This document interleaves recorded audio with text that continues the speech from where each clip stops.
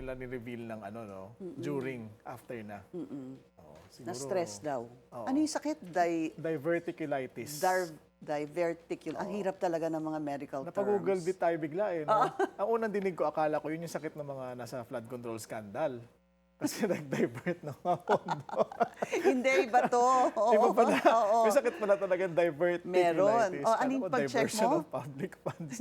Pero inflammation ng ano pala yan, small pouches sa wall ng colon. Colon, Oo. sa colon. AKA large intestine. Tama. Oo. Tapos common daw yun sa mga age 50 pataas. Naku, Tapos kawawa ka naman. Nako, sabi ko pa naman 10 years pa ako mag-aalala. Malayo pa tayo dyan. Pero prone din daw dyan yung mga obese, yung mga mahilig sa red meat at low fiber na mga pagkain, mga ganyan. Pero hindi ko nakita yung stress sa listahan ng cause. Oo, kasi sabi nila, 'di ba, sa sobrang stress ni Pangulo kaya nangyari to. Pero ang stress naman talaga is really the cause of so many ailments or kahit na anong sakit. Yeah. Yan talagang unang-unang dapat pag-ingatan nating lahat. Tigyawat nga lang eh. Oo, kami ni Nagdudulot. Willard meron ako dito. Ako natakpan lang ng salamin. Salamat sa concealer mo, Pinks. Salamat. Oh, but anyway, the impeachment complaint, no? Kay Pangulong Bongbong Marcos, this is, there are going to be 3.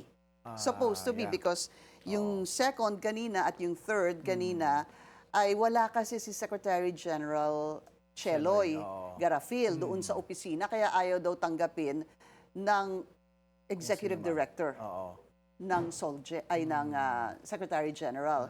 So to me that brings up another question.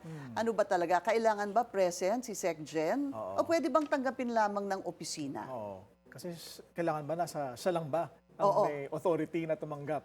Pwede naman, di ba, pag-absent, meron dapat hahalili, di ba? Dapat, di ba? Kasi ang nakasulat sa House Rules dyan ay i-file sa Office of the Secretary General. Hindi ko nakita yung to the Secretary General. The person. Oo, to the person. Not the office. So isa na naman yan na argumento na pwedeng lumabas silipin. dahil nga dito sa mga impeachment complaints. At bagong impeachment rules ng Korte Suprema. Siguro nakaka-cause din ng diverticulitis kapag may in-expect ka talagang impeachment complaint.